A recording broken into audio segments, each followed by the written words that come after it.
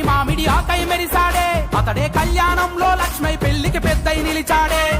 రైతుగా పుట్టి రాగడి పిసికిన చింతమడకవాడే, అందుకే రైతుల రుణమును మాఫీ చేసి రాజును చేశాడే. సబ్బండ వర్ణాల జాతుల్లో జాగృతి కోసం గొర్రె చేప ప్రతి పని ముట్టు పంపిణీ చేశాడే.